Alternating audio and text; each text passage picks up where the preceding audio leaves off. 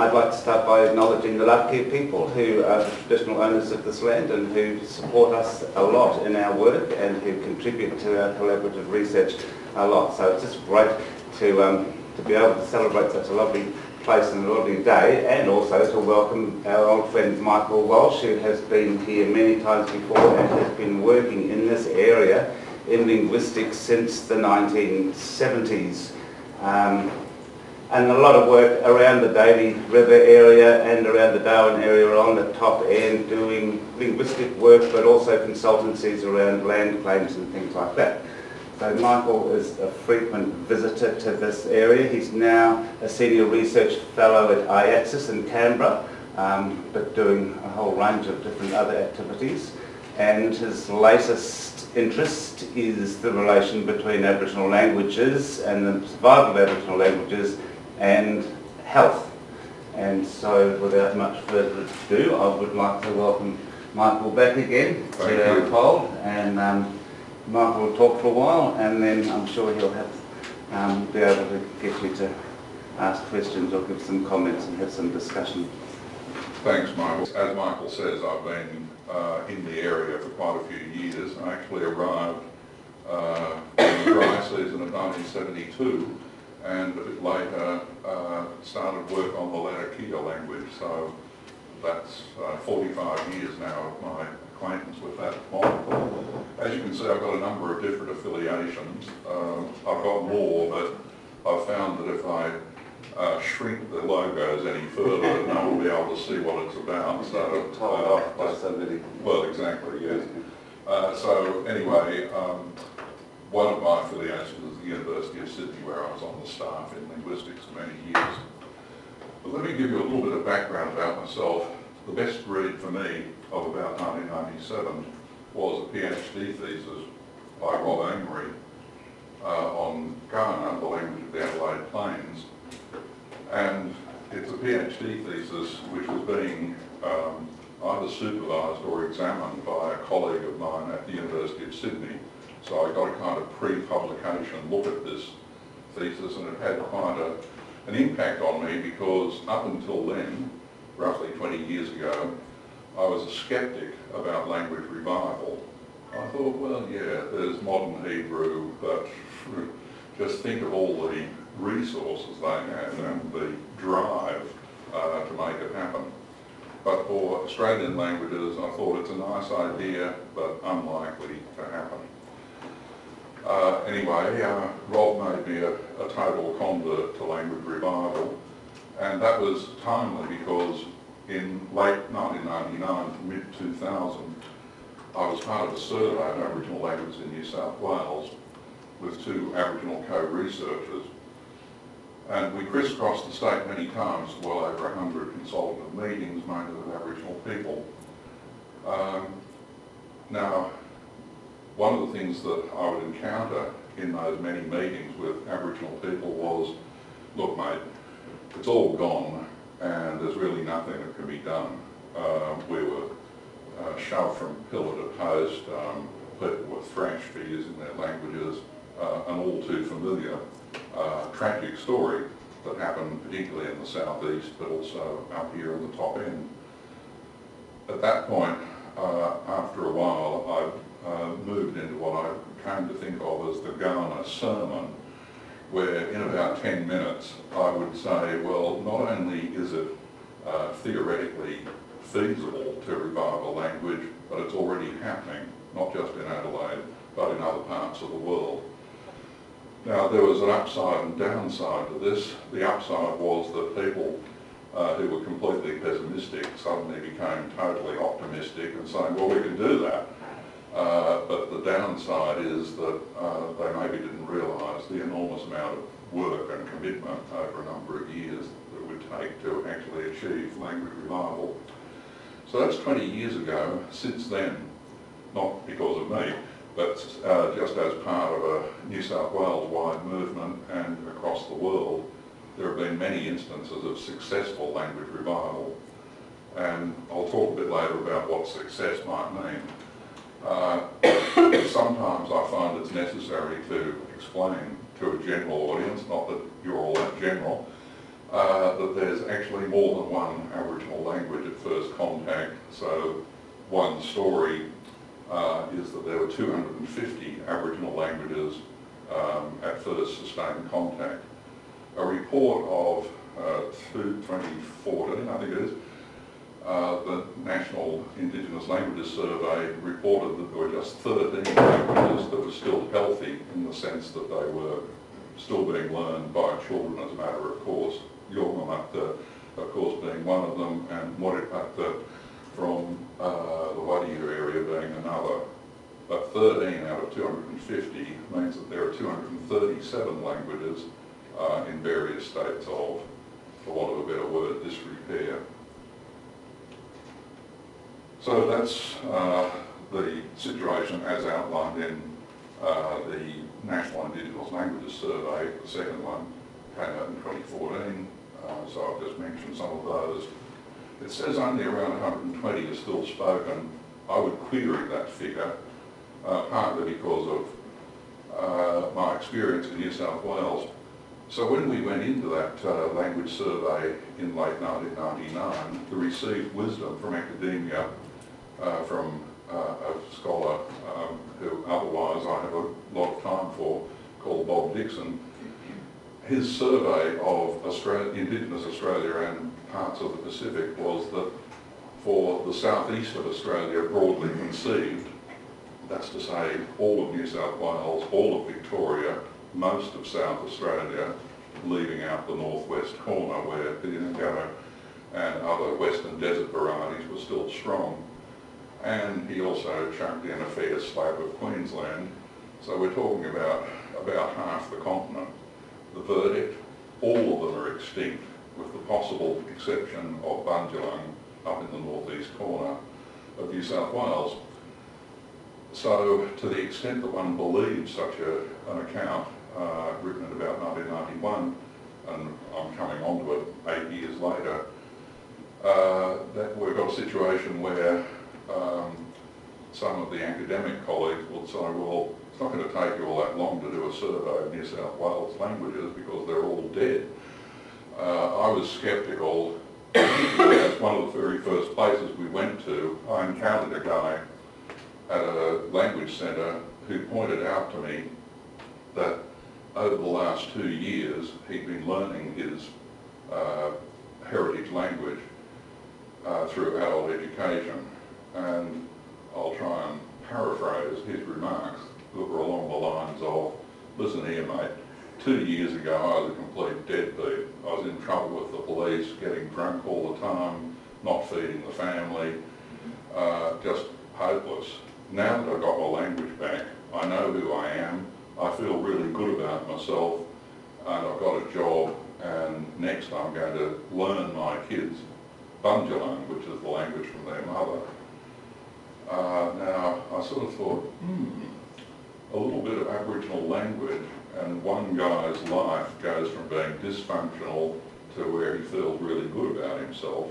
What the hell is going on here?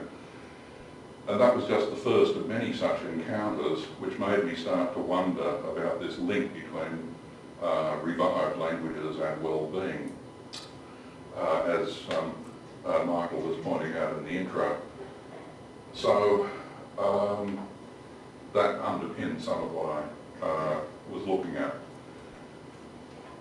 Now, there are numerous reports. I live in Canberra these days, and we get these sort of telephone book, well, aren't any telephone books anymore, but anyway, you get these blockbuster volumes, 791 pages of a sample, Overcoming Indigenous Disadvantage 2009.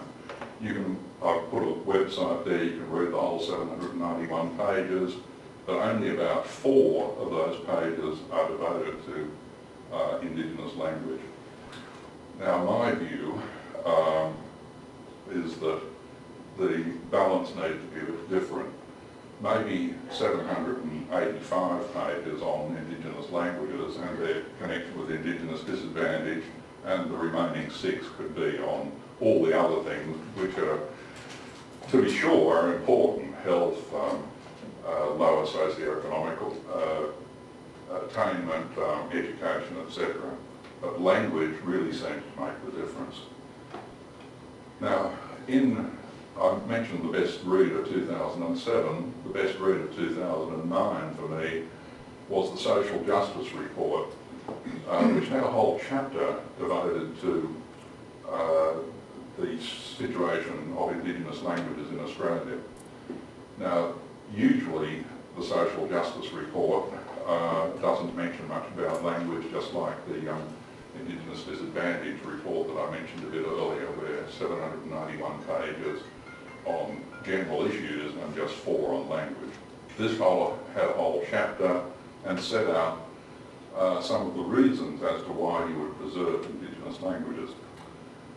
And that was, at the time, the Social Justice Commissioner was Tom Calma, who will be familiar to some of you because he's a Kungarakan man. That's a language group a bit to the south of Darwin, and he's now the Chancellor of the University of Canberra. But he was the Social Justice Commissioner of the day and set out some of these reasons for why you would preserve Indigenous languages. So that's Tom Calma, who I trust many of you will know of. I'll get back to the Social Justice Report in a moment, but there have been other reports coming out of Canberra, one in 2012, Our Land, Our Languages. This came from the House of Representatives Standing Committee on Indigenous Affairs, and focused on language learning in Indigenous communities. And like a lot of such reports, it points out that Indigenous languages are the foundation upon which the capacity to learn, interact and to shape identity is built. So going back to our friend in New South Wales who said, now I know who I am, I'm not just a Koori, I'm Gumbaynggirr, and I feel really good about myself because I know who I am. So that's one of the crucial factors. I'll skip over this in the interest of time, but one of the claims that's being put forward in that Social Justice Report is the ability to promote resilience amongst children and also adults. But the one that I want to focus on particularly is why, under why you could preserve Indigenous languages is improved health. So now we're talking not simply about language revival, but also language retention. So longitudinal research data demonstrates a correlation between strong language and culture in Indigenous homeland communities and positive health outcomes. This was a 10-year study of Indigenous Australians in Central Australia, including the Aback and Motira, I believe, and connectedness to culture, family and land, and opportunities for self-determination assist in significantly lower morbidity and mortality rates. But tellingly, the report found that residents of these communities were less likely to be obese, less likely to have diabetes, and less prone to cardiovascular disease. When I saw this at first, I thought, what, regaining your language stops you from getting fat? Maybe I should start learning Irish Gaelic, if that's what it takes. But the idea that reduced diabetes and cardiovascular disease could be linked to language health struck me as amazing. So I went back to the study and found, yes, this is definitely kosher. It's handled by a whole lot of health professionals, one of whom is Alex Brown, whose name will come up later on. Turning to other parts of the Indigenous world, particularly British Columbia, there's a now retired professor of psychology at the University of British Columbia called Michael Chandler. He and a number of colleagues in a number of studies have linked Aboriginal language knowledge to decreases in Indigenous youth suicide. So basically what he said is that youth suicide rates effectively dropped to zero in those few communities in which as little as a third of band members reported a conversational knowledge of their own native language. Turning back to Indigenous Australia, one of the more lugubrious statistics is that the highest rate of Indigenous youth suicide in the OECD, this is from a number of years ago, so I hope it's not still true, but it's the highest in the OECD. So if you can use language to reduce just one Indigenous youth suicide, this would seem to me to be a terrific outcome. But certainly the studies from Canada, which are based on longitudinal studies, and they have the sorts of things that we crave in Australia about links between language health and physical, mental and social health. They've got all these appropriate chi-squared coefficients and indications that this is a careful study. It's quantitative, not merely qualitative. As it happens, I became totally convinced of the qualitative advantages back in 1999. But what's really needed is a way of convincing politicians perhaps, or other service providers, that a small investment in language retention and language revival will produce dividends of an enormous kind, not just in health, educational outcomes, housing, social security payments and so on, but the general health of the community. To give an example of one community in Northern Australia, which is not atypical of what you find in the top end as well. This is Mornington Island from a remote, it's in a remote part of the southern Gulf Carpentaria, population of over 1,100 people, about 100 white fellas, 35% of that total aged under 14 in 2011. And the question that Cameo Daly, who's a colleague at ANU in the Centre for Native Title Anthropology, what she points out is what the future looks like for young people living there, and a significant part of that future, which might include work or career-related activity. So I won't read it out because it's sitting there in front of you, and I'm assuming these PowerPoints get delivered to people if you want them. So I've got a fair bit to say, and I'm just going to kind of skate over things, and you can read them at your leisure later on. Make no mistake, says Cameo, Mornington Isles are consummate experts in their own social worlds from an early age. But this specialised knowledge doesn't really transfer all that well to the mainland or Australia. If one wants to pursue another kind of work life, become a pilot, flight attendant, whatever. And this goes to an issue that is fairly, well, extremely important in Indigenous Australia. People down south, I just flew up from down south yesterday from Canberra, people down south say, well, why don't they just move? If there aren't any jobs in the local community, just go somewhere where there are. Aren't there? At one time it would have been, there's lots of mining jobs you can get in Western Australia. Just have some gumption and go to the place where the jobs are. Most of you will be aware that that's quite inimical to traditional Aboriginal people for whom the one place in the world they want to be is right in their own community. That's where their identity is formed, that's where their totems are right nearby, and so on. So moving is not really an option, there aren't really any jobs there, so what's to happen? As Cameo points out, such young people are now turning to social media in their multitudes to express this despair. Maybe I'll go to kill myself, etc., or all to common Facebook status updates from that region. So that was about 5 years ago, and I suspect not much has changed in the interim. I'm just returning now to the social justice report, which indicates that for the study that compared rates of cardiovascular disease in the Uluru and Aback people of the Utopia Homeland communities with the rates amongst the Indigenous population of the Northern Territory, conventional measures of employment, income, housing and education did not account for this differential. Strong connections to traditional ways of life were the predictors for the better health outcomes, and part of that connection with traditional life was, of course, language. I turn now to an extract from Gregory Phillips, who's an Indigenous health worker, who's written about addictions and healing in Aboriginal country.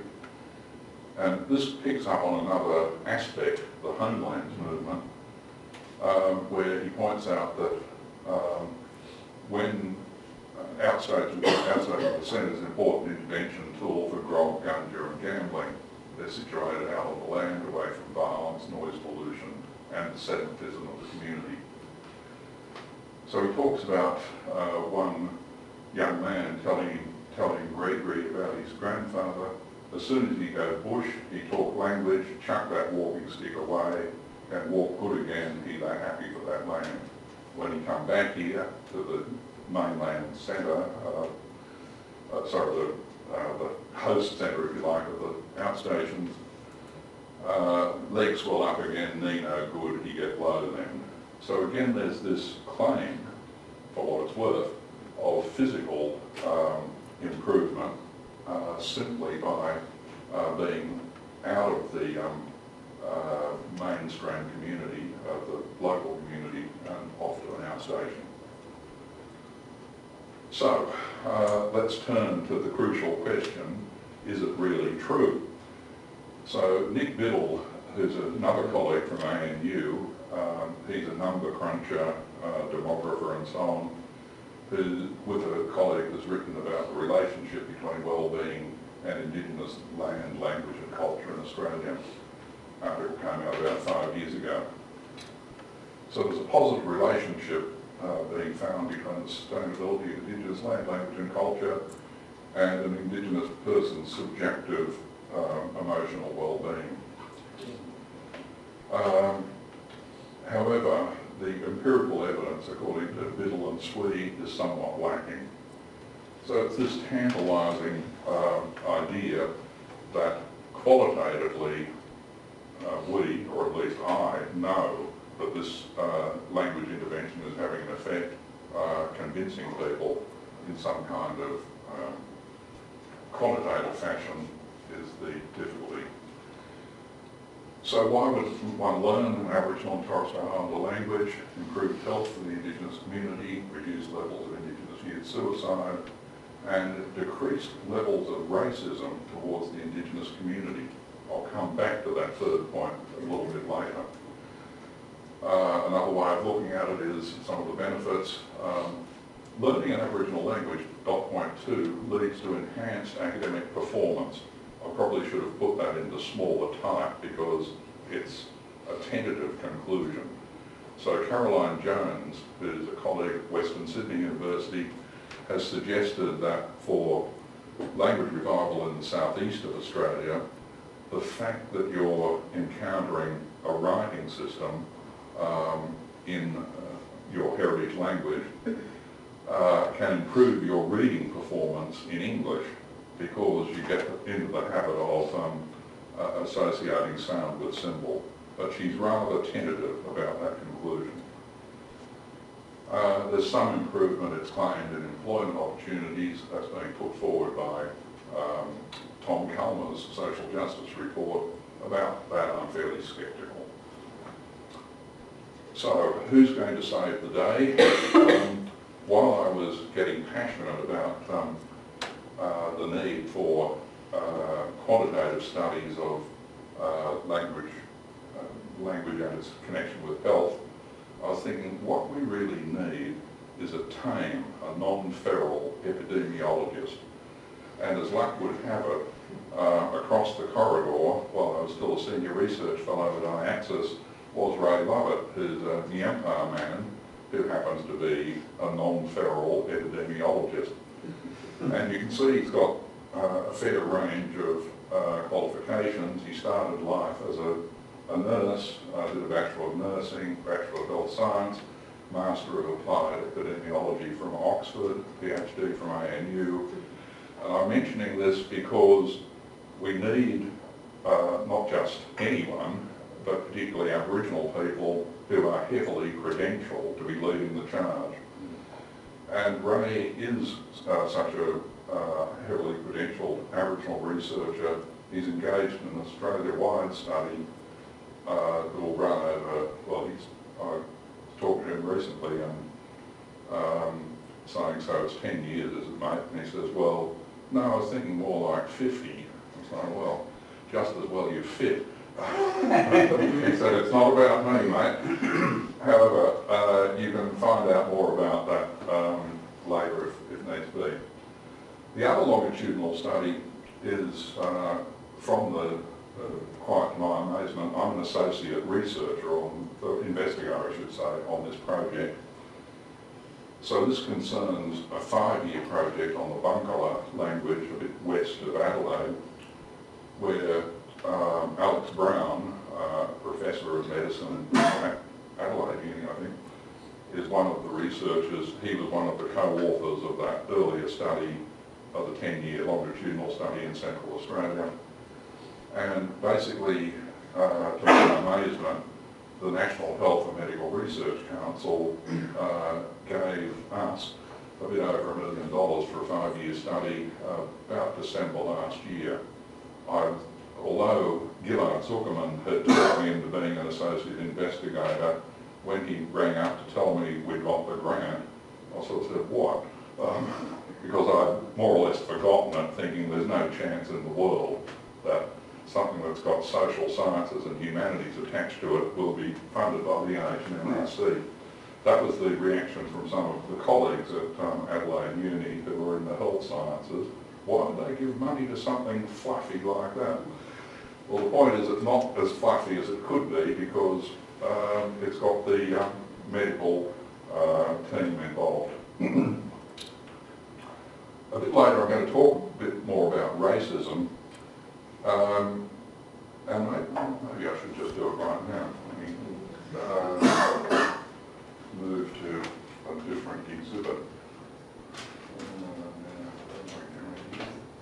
Will be this one.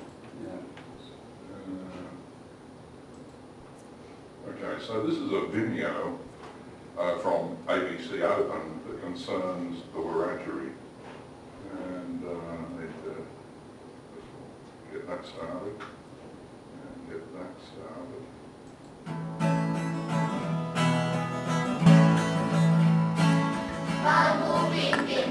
The Rotary Nation is the biggest in New South Wales, but the second biggest in Australia. We've got it in 3 primary schools, 1,000 children a week in parks that get being taught an Aboriginal language and Aboriginal culture of the district. We only come from a town of 10,000 people.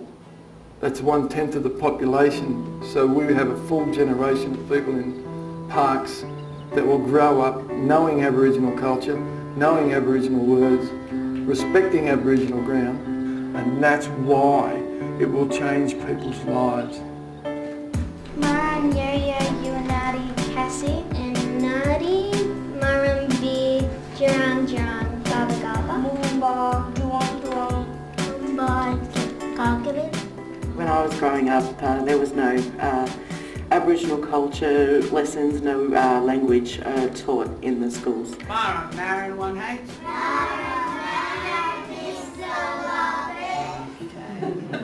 My brothers and I, we were treated badly sometimes by other children, racial taunts.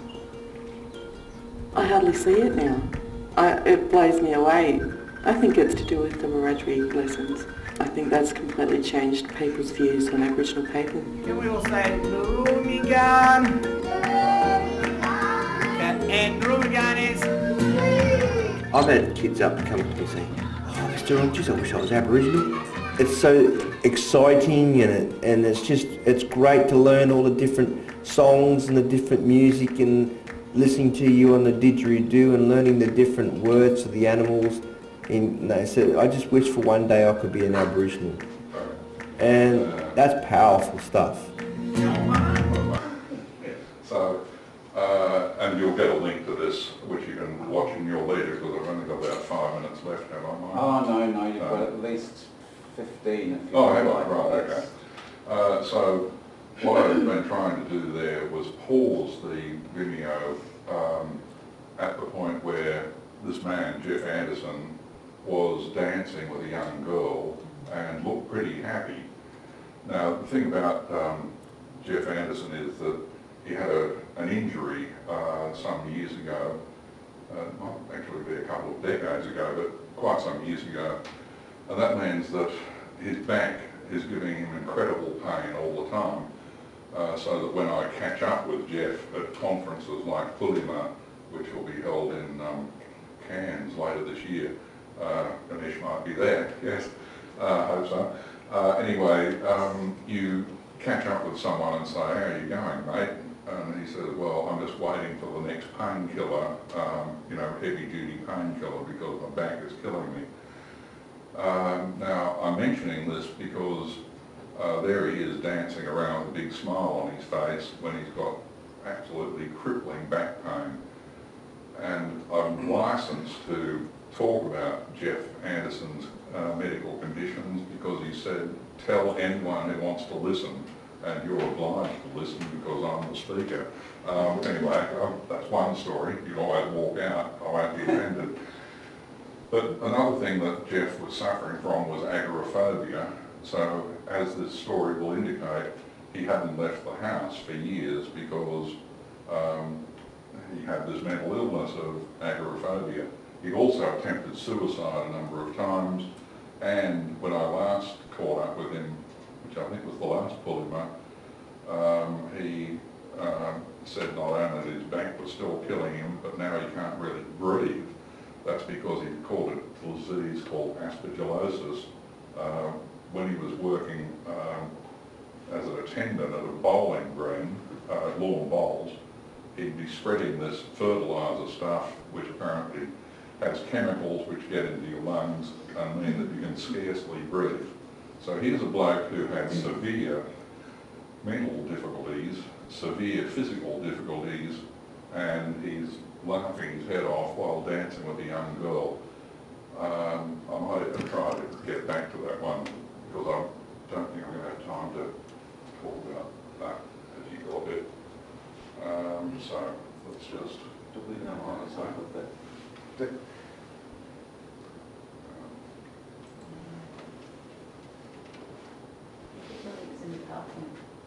What's that? Yeah, the link in the... Yeah, I know, that's what I'm going to go to. Yeah. So.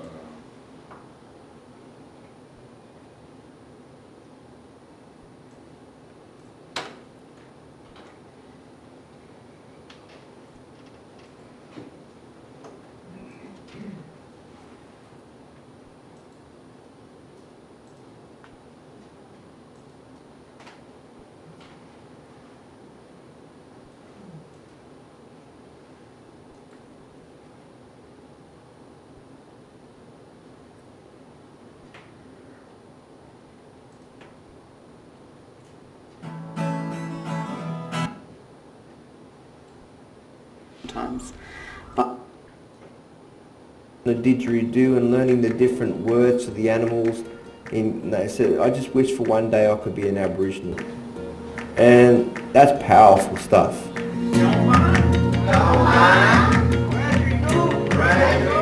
Some of the kids think I'm about 200 years old because I know the language, and they think the language is back then. But I say, no, the language is still around, the language is still here.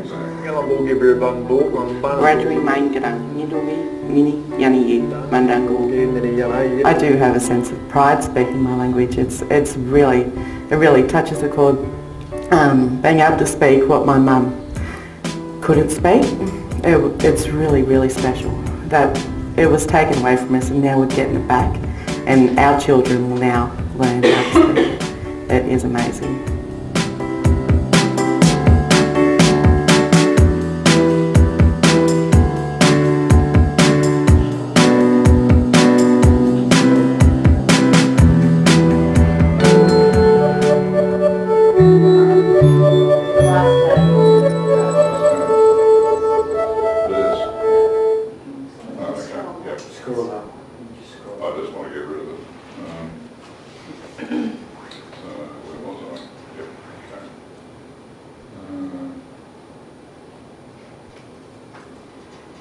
Okay, so after I'd seen that ABC Open report about that included Kerry Gilbert's comments on racism, someone told me about a study indicating the costs of racism.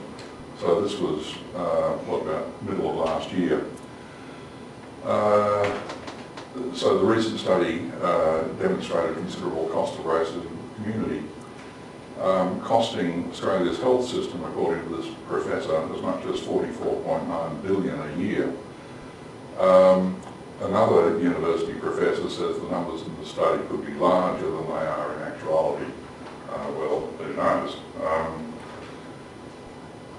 Now, racism is not restricted just to Indigenous Australians, but even if we were to suppose that racism towards Indigenous Australians operates on a strictly proportional basis, then the mere 3% of the Indigenous population would amount to $1.347 billion per year in terms of health costs. That's a significant bit of change.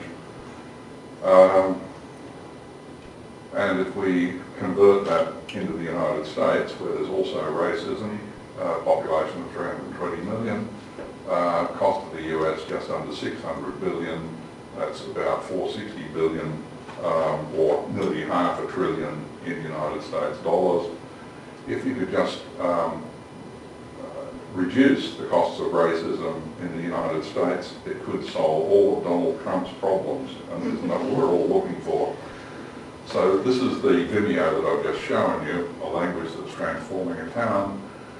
And along the back wall of those 4 Aboriginal teachers, Jeff Anderson, Kerry Gilbert, Ron Wardrop and Lionel Lovett, guess what? Lionel Lovett and Ray Lovett, the tame epidemiologist, happen to be related. I think they're cousins or something.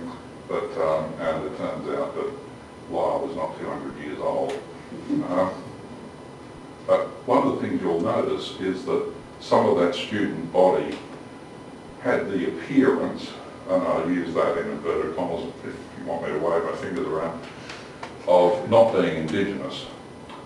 So that made me wonder a bit about the proportion of Indigenous students to non-Indigenous students.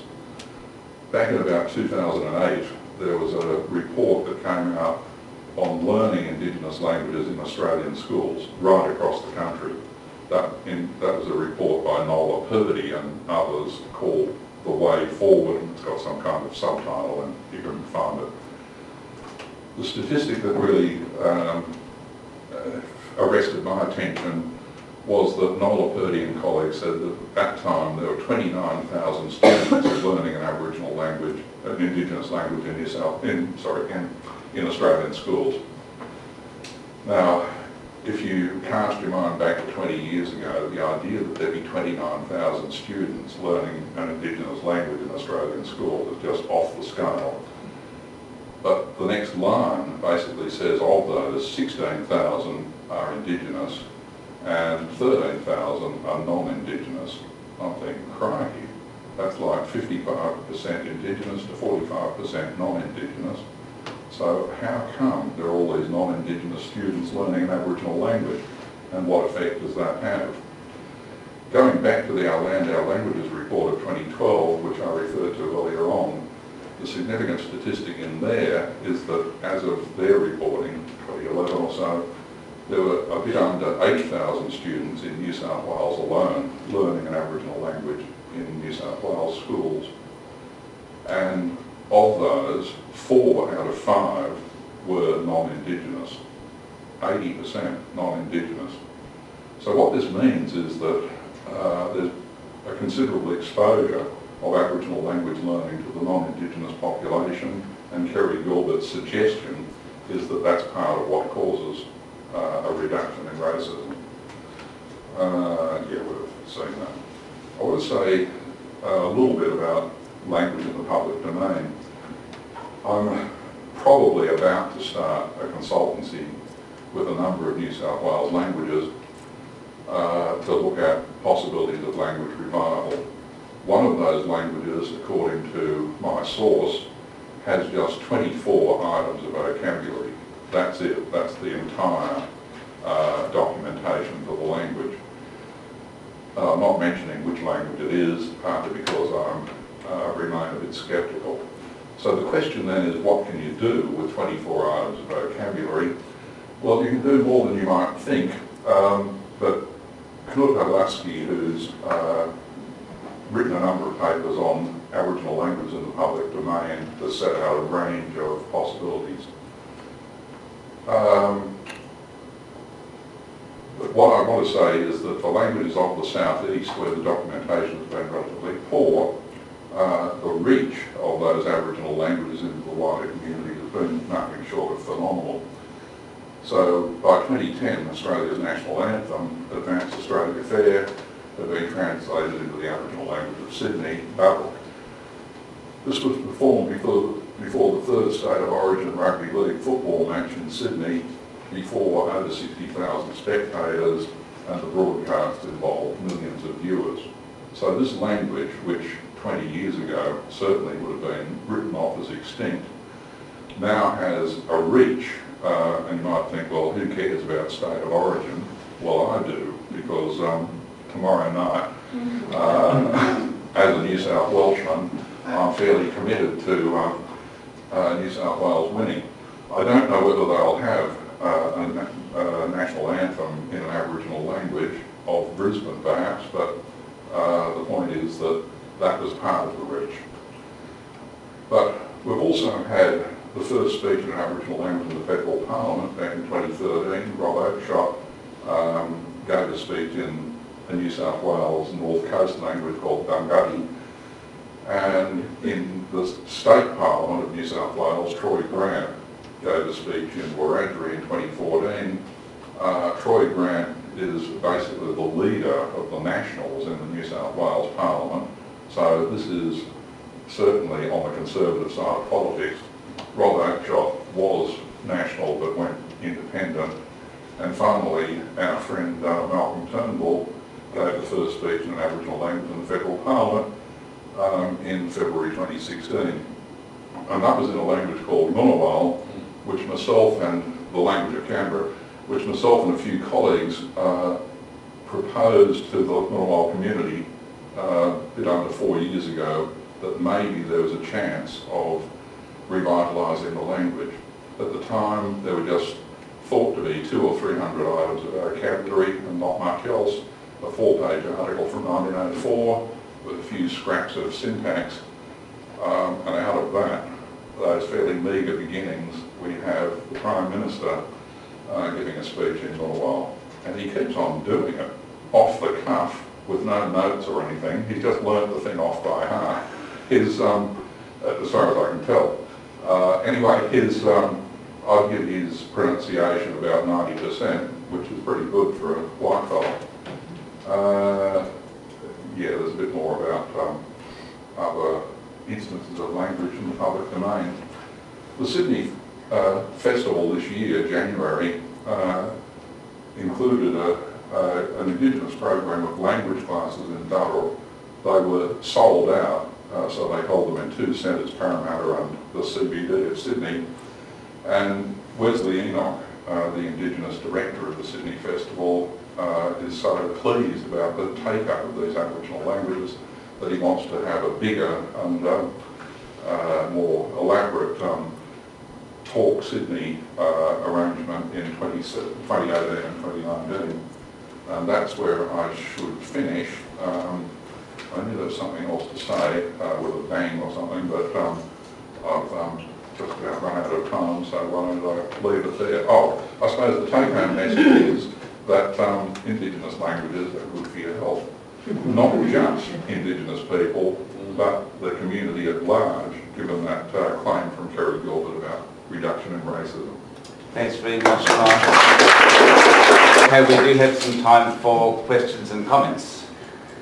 Anybody's got any questions or points to make?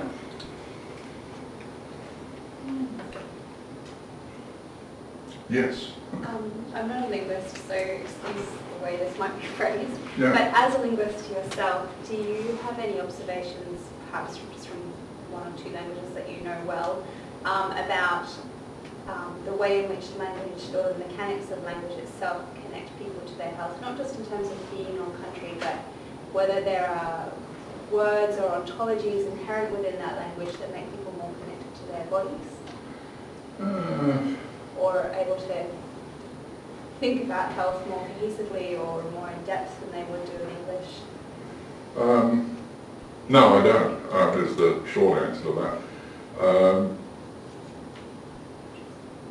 The fact that you've lost a language supposedly and then it's come back, that seems to be the enormous boost. Now, one sort of caveat I might mention in all this is some of the colleagues at times would, let's say particularly colleagues in linguistics but not specialists on Australian Indigenous languages might say, well, it's not really authentic, mate. They didn't talk like that 100 years ago. To which I say, well, look, if I can get someone mistakenly, in inverted commas, to turn their life around and go from being completely dysfunctional to being someone who really enjoys life, and it's all a hoax, well, I'm keen to go for that hoax because I don't care whether the guy's learning Swahili. If that language intervention makes the difference, then I don't care what the language looks like. Now, but obviously Swahili wouldn't really do it for that Gumbaynggirr man because the language is connected to the land, and as he gets to know the language better, he can see, well, not see so much, but know that there are places on the land that are part of his heritage. They don't just have white fella names, they've got Aboriginal names. So that's one of the goals in the public domain, is to reinstate Aboriginal names as part of a dual naming process.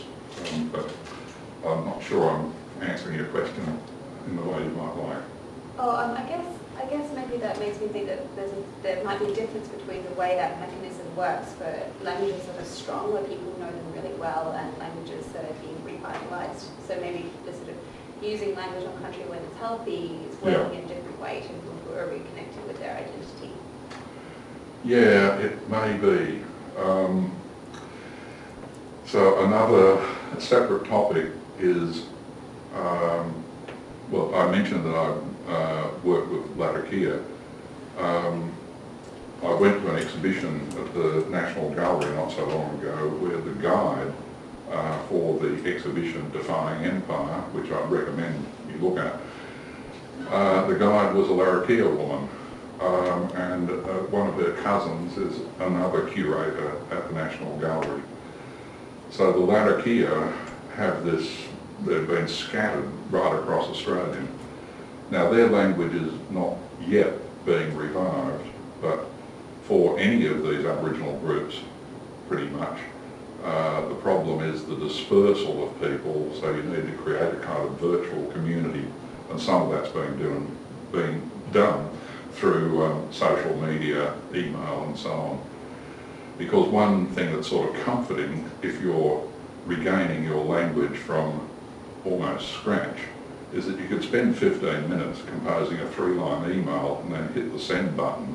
The person at the other end doesn't know whether you've spent 20 seconds or half an hour, but you can sort of build up this confidence over a period of time. So increasingly, I get emails from people which have greetings and leave takings in a range of Aboriginal languages.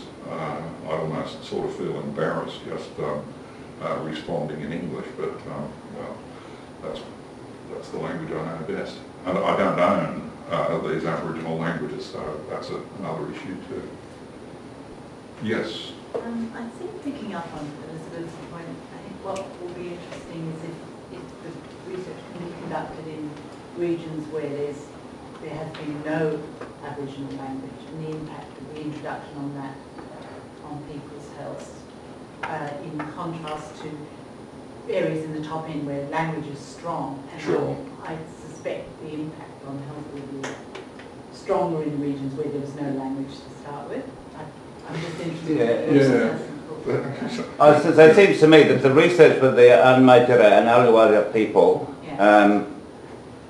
the relationship between the language and the health is not a causal relation. They're both effects of something deeper. Yeah. And it seems to me that the thing that's deeper is the thing that Aboriginal people everywhere in Australia know about themselves, that they've got a connection to land and to history and to place, which even if they can't speak a word of an Aboriginal language, they just know that it's there. And all they need is a few words to just get them onto that thing. So the relation, the ontological relation that Elspeth's talking about, is actually always at work, and I think it's something that just gets triggered off really quickly and easily. I think that's what Michael's point. Yeah, sure. Yeah, that's certainly part of it. It's an empirical question, which I hope some of these studies will work out as to how much faster, if you like, the health improvement is in, say, the southeast compared to top end. Or the extent of the effect. Exactly, yeah, sure. The newly revitalised Larrakia Aboriginal Nation Corporations is very keen to start concentrating on Larrakia language as part of its new form. Yeah, so that's very exciting news. Yeah, well, I might say it's a worldwide movement. So in, what was that, late February, early March, I was in Washington, DC for the National Breath of Life workshop.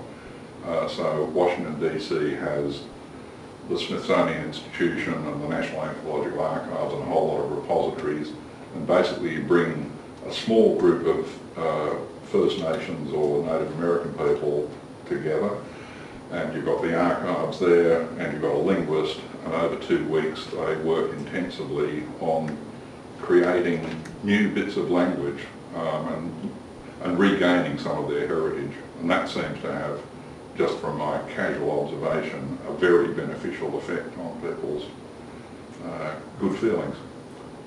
Yeah. I know that the 2008 AIATSIS, which is a snapshot data set that also looks at language spoken and lots of other parts of wellbeing, and they found some linkages as well between correlates between language spoken and positive wellbeing outcomes, including health and psychological health.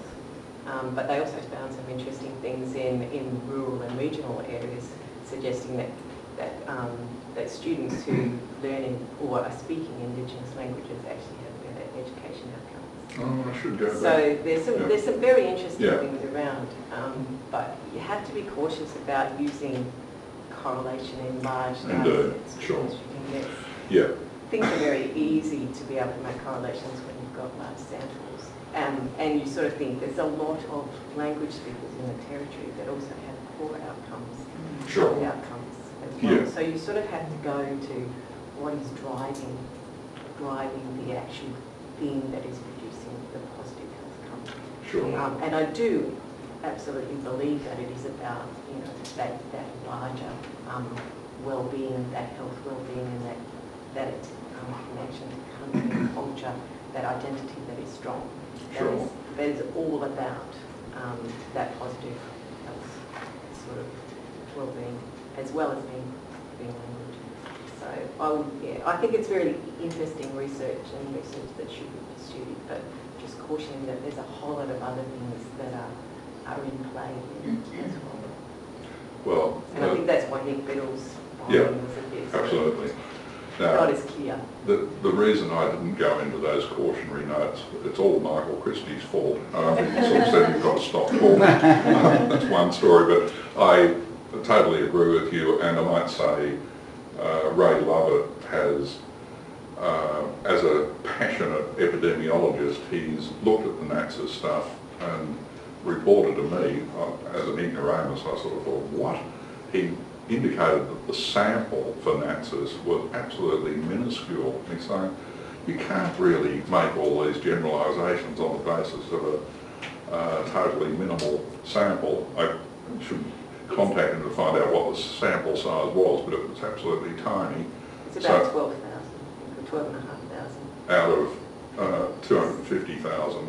And it's hard, but it's a large relative sample compared to others, sure.